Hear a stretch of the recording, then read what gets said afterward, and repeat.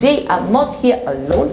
I am joined by two professionals whom I honor in their fields because, you know, they deserve it. And that's why they're here. They're good. That's why they're here. You have to be good to be here. Now, I will allow them to introduce themselves. Of course, we have Emmanuel Irungu with us and as well as Abraham Odongo with us. They are our panelists. They are our guests. And what they do, how they do it, they will explain themselves because, as I always say, once you have an ID, you can't talk. Right? Yeah. So, karibuni sana, gentlemen. The floor is yours. Thank you. Hey, when a gentleman meets a gentleman, that was the trap. When a gentleman meets a gentleman, you don't know. All right. Picky ponky. All right, I'll start. Okay. I'm Emmanuel Irungu. Thank you for inviting me and inviting us. I'm an entrepreneur in the automotive industry, specifically dealing with car sales, car importation, then also vehicle parts and all that and things around that. Yes, and I'm glad to be here. Thank you so much. Glad to have you. Yeah. Glad to have you. Take us through, for instance, Emmanuel, take us through how the importation life has always been. So I think the importation business has been there since I think the 20th century, but of course it has taken a lot of root in the country in the 21st century. I think from even 2009, 2010 is when the business was started to boom, and it has always been easy up until I think 2020, 2021, when the tax issues started coming up. And of course, there are so many things. There is also the importation of the vehicle. There are taxes that are paid before the vehicle is cleared. There have been amendments on that. And of course, now with the various finance bills that have come in the last few years, we have seen a few changes. But the business is, has seen a growth trajectory for the last, I think, 10 to 20 years. Yes. To you, Emmanuel. Yeah. Allow me to read this the way it is. Let's just get straight into the finance bill. The finance bill 2024 in Kenya includes a new motor vehicle tax aimed at generating revenue for government projects. This tax is set at 2.5% of a vehicle's market value, with amounts ranging from a minimum of 5,000 Kenyan shillings to a maximum of 100,000. The tax is to be paid when obtaining an insurance cover for the vehicle. Before I continue, explain what that means. Okay, that's it's actually it's a wide scope of things, because there is a way it will affect different players, the businesses in terms of people who are selling the cars and the consumers, but basically it will affect everyone. So that motor vehicle circulation tax basically means that when you're going to acquire your insurance, and that means from the next year, you'll be, apart from your premiums, because normally, for example, if you're taking a comprehensive insurance, you'll pay around 3% to 5% of the value of your vehicle, of course including those extras like charges to do with theft, natural causes, fires and all that usually cover your car around all that, and on top of that now you'll be mandated to pay an upfront of that 2.5%. So the 2.5 is not part of the okay, no, it's not. It's an extra charge. Okay. So 2.5% of the value of the vehicle. Of course, they've put that limit of minimum 5,000 and maximum 100,000. So looking at it from that perspective, if you look at it from a consumer perspective, that means that from a consumer perspective, there are people who will be affected more than others. Because especially if you look at maybe in the Uber sector, and all that taxi sector, I think it's been the news now that they are talking about exiting the market if this thing goes through. And that's mainly because these guys measure their costs per day. And of course, if they are going to pay on top of comprehensive insurance, if they are going to pay, for example, if you have a Mazda Demio, its cost is around 1.3 million. So if you do that 2.5, we're talking about a figure between 30 to 40,000 a month. A year, sorry. So on top of now your actual premium for comprehensive insurance, so that will mean the cost for operating businesses for Uber people will be very high. So as opposed to maybe a person owning a vehicle worth 20 million and above, for them paying a maximum of 100,000, I don't think will be that much. But I think people in the middle class and lower class will feel it the most. So I think that's how I see it.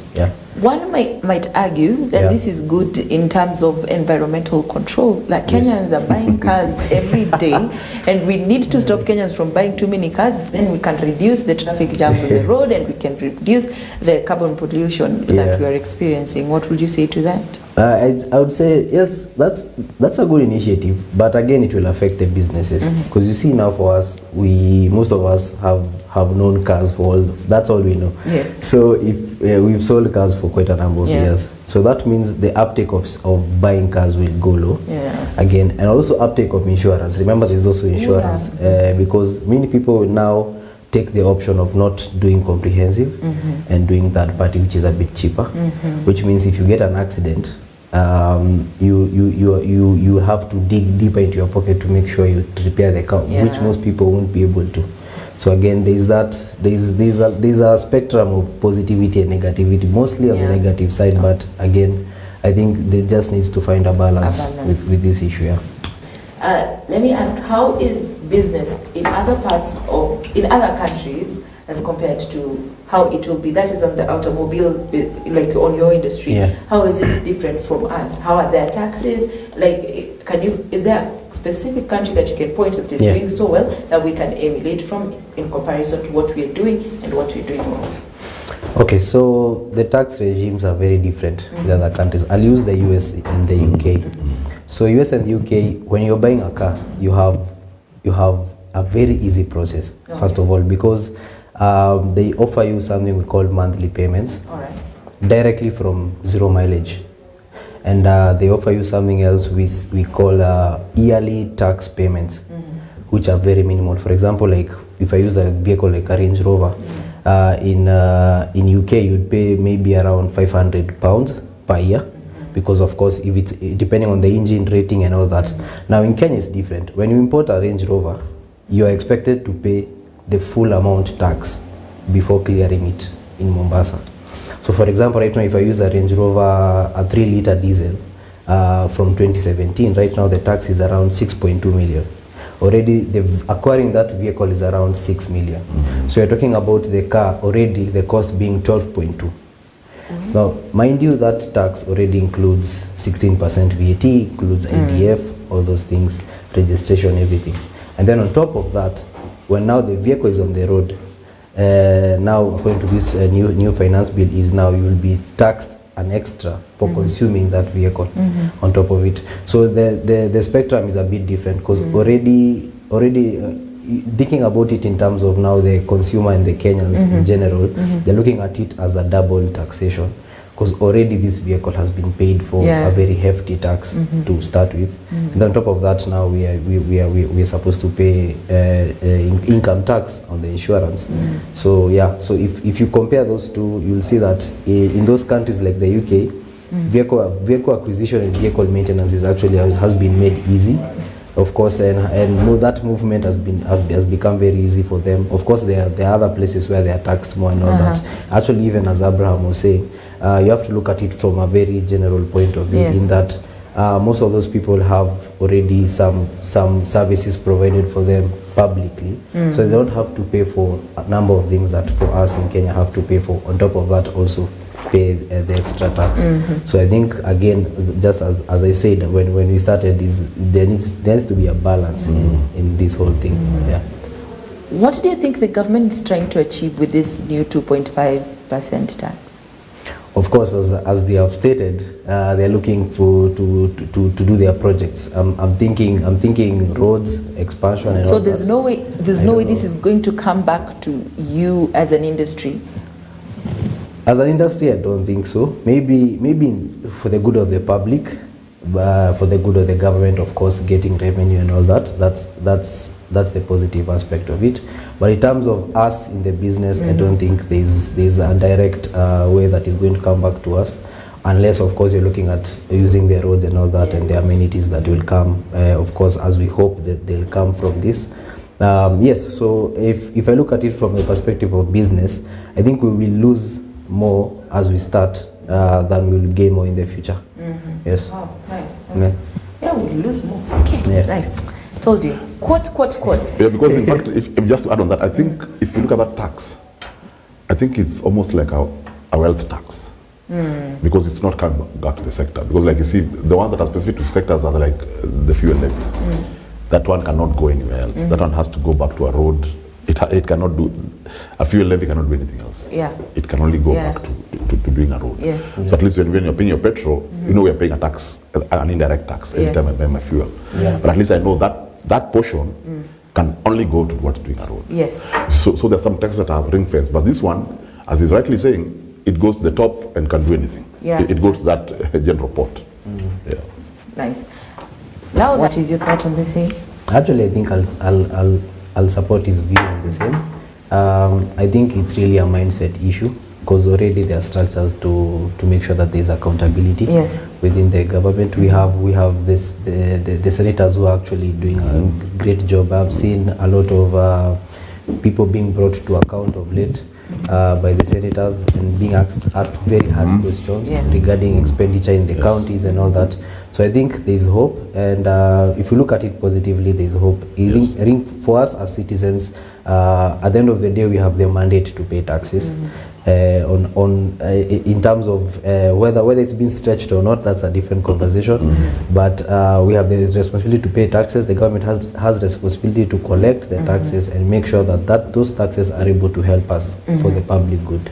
Awesome. Yeah. Back to you, Emmanuel. I would ask, why Uganda? What is wrong with Uganda? The moment the moment vehicles were touched, everybody was saying like, I'm going to Uganda, I'm going to Uganda. What is Uganda providing that Kenya does not want to provide? Okay, so to know why Uganda, you have to look at their laws. So in Kenya, we have a law barring us from importing cars above 7 years old. So right now, that means in Kenya, the oldest car can bring in is a 2017 year of manufacture vehicle. So in Uganda, they have a 15-year policy. So 15-year policy, if you do that math, that's I think 2009, if I'm not wrong. So we are talking about a larger scope of importation. Now, and then again, remember also that there are Kenyans working in Uganda who can actually buy cars in Uganda and also do something we call what are they called? There are those things you pay for called certifications, where you are allowed to use a car from within East Africa. You're allowed to use a car from Uganda in Kenya, of course, as long as you have the right documentation, work permits, and things like that. So that's why you notice, actually even Tanzania, people are going to, because now again, a country like Tanzania doesn't have an ERC stipulation.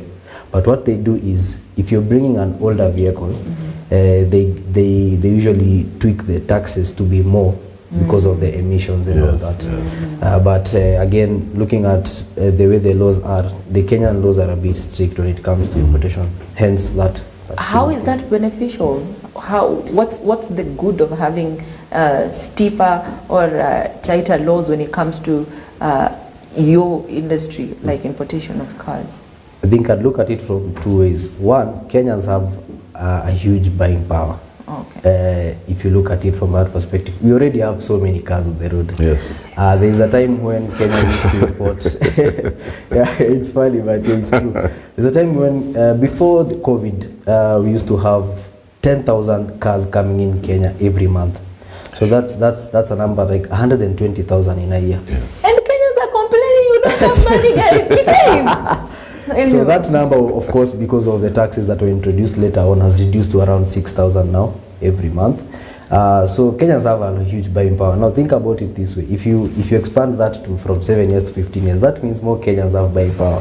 So that would increase the number of vehicles on the road, which again I understand the government has to put that measure in place. There's also something else called emissions. You've seen President Ruto do a lot of campaign around electric vehicles.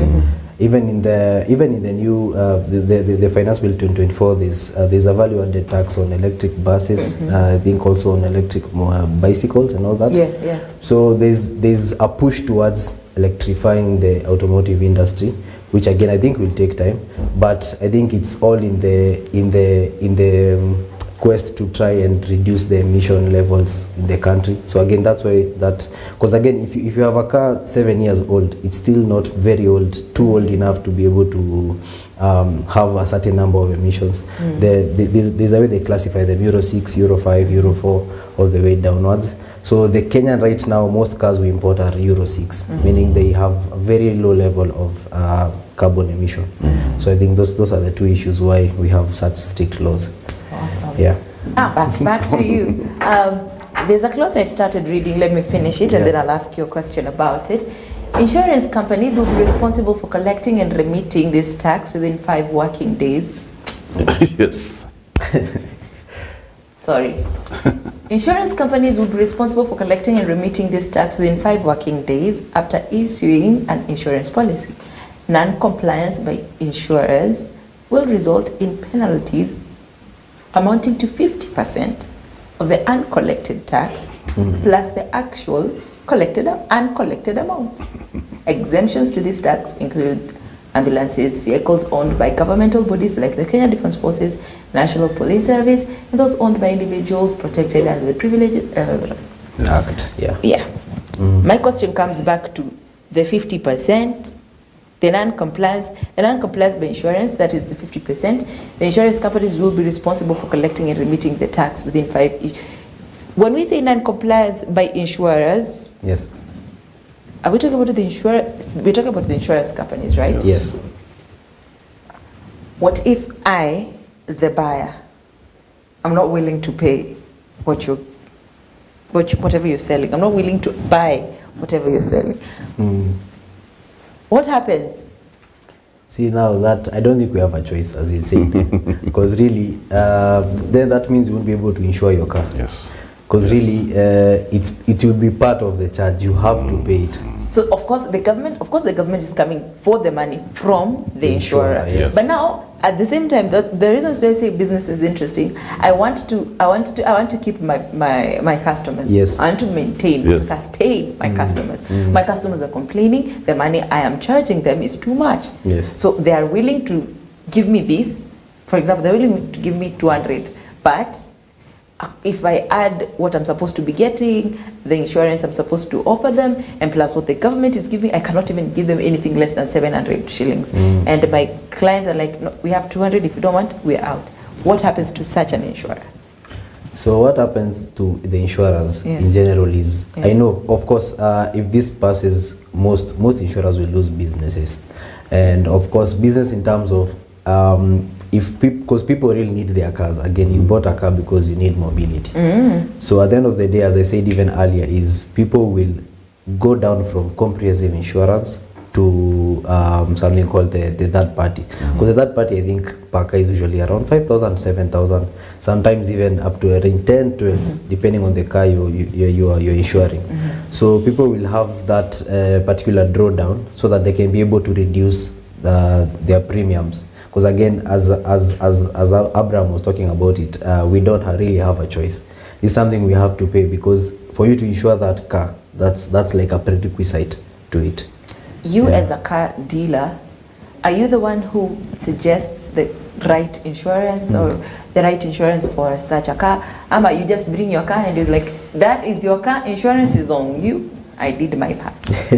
No, we actually suggest, we have partnerships with various insurers. Of course, depending on the vehicle that you're buying, we know which covers we will be able to sort you out. And I'm looking to see how that relationship will particularly go when this bill passes, or if it passes. So I'm looking to see how that relationship with the insurers will go. But of course, we usually recommend insurers to our buyers. All right. Yes. That is the end of today's session. Sadly, we have to end it there. This is a broad topic. There's so much more to be said. I still have billions of questions to you and to other panelists, but I will ask them when Fred Jiri is coming here at 11:30 a.m. He will be having his own panelist. He will have his own panel discussion here, and then Belinda Williams will also have hers. katika lugha bora na tukufu ya Kiswahili. Nitajikaza nimuulize maswali mawili matatu, and then at night we will have Cynthia Nanjala from 9 p.m. to 10 p.m. It's a roller coaster of the finance bill, so I will allow you each to say your goodbyes, your shout outs, sell your business and stuff. This is it. All right, I'll start. So thank you very much again for inviting us. I think for me, I'll just say that let's look at this finance bill in a general term, both positive and negative. And yes, let's continue buying cars, of course. Look for me, my social media handles, Emmanuel Irungu, you'll find me there. Yes, we need mobility, of course, so we have to continue buying cars. Yes. Thank you very much.